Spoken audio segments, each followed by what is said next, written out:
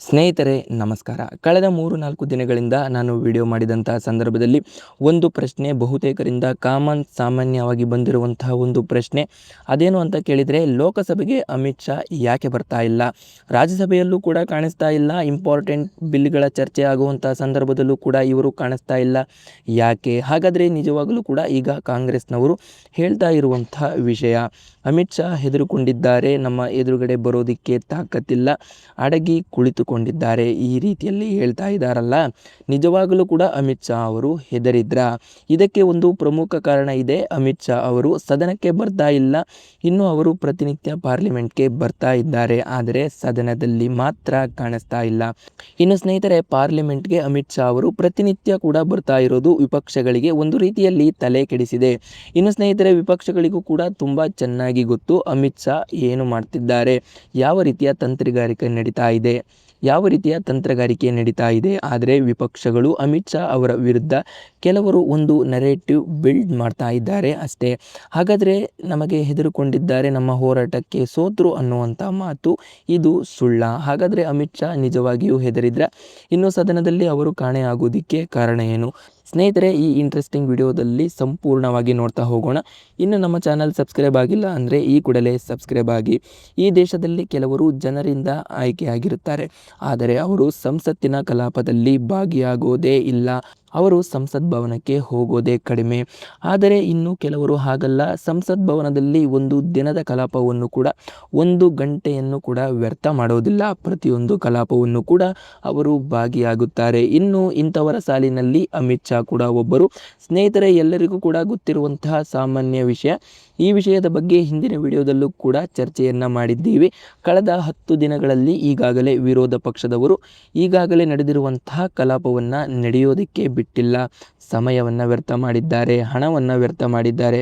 ಒಂದು ವೇಳೆ ಈ 10 ದಿನಗಳಲ್ಲಿ ಅಮಿತ್ ಶಾ ಅವರು ಸದನದಲ್ಲಿ ಇದ್ದಿದ್ರೆ ಯಾವ ರೀತಿಯಲ್ಲಿ ಕಲಾಪವನ್ನು ನಡೆಸುತ್ತಿದ್ರು ಅಂತ ಹೇಳಿದರೆ, ನಿಮಗೆ ಒಂದು ಉದಾಹರಣೆಯನ್ನು ಕೊಡಬೇಕು ಅಂತ ಅಂದರೆ, 1 ವರ್ಷದ ಹಿಂದೆ ಲೋಕಸಭೆ ಮತ್ತು ರಾಜ್ಯಸಭೆಯಲ್ಲಿ ವಕ್ಫ್ ಬಿಲ್ ಬಂದಿತ್ತು. ಆಗ ಇಡೀ ದೇಶದಲ್ಲಿ ಯಾವ ರೀತಿಯಾದಂತಹ ಚಿತ್ರಣ ಮಾಡಲಾಗಿತ್ತು ಅಂತ ಹೇಳಿದರೆ, ಯಾವ ರೀತಿಯಲ್ಲಿ ಒಂದು ನೆರೇಟಿವ್ ಬಿಲ್ಡನ್ನು ಮಾಡಿದ್ರು ಅಂತ ಹೇಳಿದರೆ, ವಕ್ಫ್ ಬಿಲ್ ಜಾರಿಯಾಗೋದಕ್ಕೆ ಬಿಡೋದಿಲ್ಲ. ಒಂದು ವೇಳೆ ಜಾರಿಯಾಗಿದ್ದೇ ಆದರೆ ದೇಶದಾದ್ಯಂತ ದೊಡ್ಡ ಕೋಲಾಹಲ ಏಳುತ್ತೆ. ಈ ರೀತಿಯಾಗೆಲ್ಲ ನರೇಟಿವನ್ನು ಬಿಲ್ಡ್ ಮಾಡಿದ್ರು. ಆದರೆ ಕೇಂದ್ರ ಸರ್ಕಾರ ಅದನ್ನು ಬೆಣ್ಣೆಯ ಮೇಲೆ ಕೂದಲು ತೆಗೆದ ಹಾಗೆ ವಕ್ಫ್ ಬಿಲ್ ಮಂಡನೆ ಮಾಡಿದರು. ವಿಪಕ್ಷಗಳು 1 ಗಂಟೆಯ ಕಲಾಪ ನಡೆಯೋದಕ್ಕೂ ಕೂಡ ಬಿಡ್ತಾ ಇಲ್ಲ, ಚರ್ಚೆಯಲ್ಲಿ ಭಾಗವಹಿಸ್ತಾ ಇಲ್ಲ. ಅಮಿತ್ ಶಾರನ್ನೇ ಟಾರ್ಗೆಟ್ ಮಾಡಿ ವಿರೋಧ ಮಾಡ್ತಾ ಇದ್ದಾರೆ.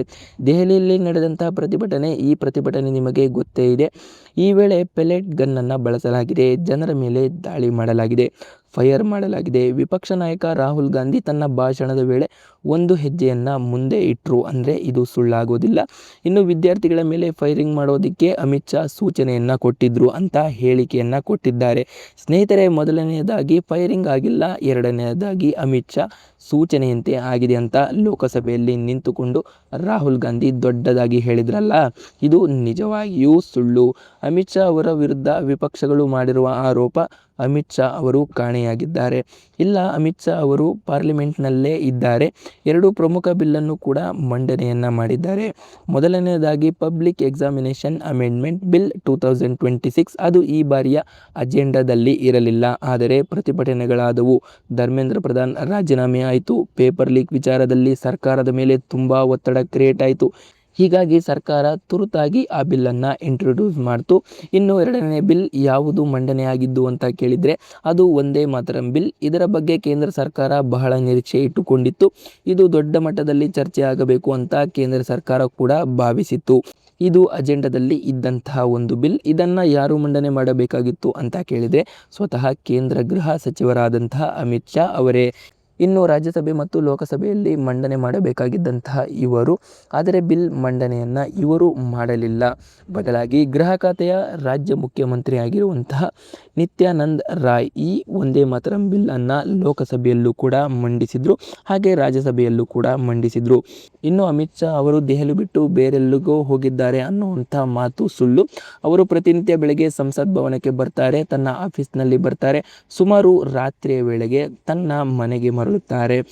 ಇನ್ನು ಅಮಿತ್ ಶಾ ಅವರು ಸದನಕ್ಕೆ ಬರ್ತಾ ಇಲ್ಲ, ಬದಲಾಗಿ ತನ್ನ ಕಚೇರಿಯಲ್ಲೇ ಮೇಲಿಂದ ಮೇಲೆ ಮೀಟಿಂಗ್ ಮಾಡ್ತಾ ಇದ್ದಾರೆ. ಒಂದು ಸಲ ಮಂತ್ರಿಗಳ ಜೊತೆಗೆ ಮೀಟಿಂಗ್ ನಡೆಯುತ್ತೆ, ಇನ್ನೊಂದು ಸಲ ಕೆಲ ಸಂಸದರ ಜೊತೆಗೆ ಮೀಟಿಂಗ್ ನಡೆಯುತ್ತೆ. ಅಷ್ಟೇ ಅಲ್ಲ, ಹಾಗೆ ವಿಪಕ್ಷದ ಸಂಸದರುಗಳ ಜೊತೆಗೂ ಕೂಡ ಮೀಟಿಂಗ್ ನಡೀತಾ ಇದೆ. ಇದು ವಿಪಕ್ಷಗಳಿಗೂ ಕೂಡ ಗೊತ್ತು. ಅಮಿತ್ ಶಾ ಲೋಕಸಭೆಗೆ ಬರ್ತಾ ಇಲ್ಲ, ಸದನದಲ್ಲಿ ಭಾಗಿಯಾಗ್ತಾ ಇಲ್ಲ. ಇದು ವಿರೋಧ ಪಕ್ಷದವರು ಮಾಡುತ್ತಿರುವ ಕೇವಲ ಒಂದು ನರೇಟಿವ್ ಬಿಲ್ಡ್ ಅಷ್ಟೇ. ಹಾಗಾದರೆ ಸ್ನೇಹಿತರೆ, ಅಮಿತ್ ಶಾ ಅವರು ಸದನಕ್ಕೆ ಬರ್ತಾ ಇಲ್ವಾ?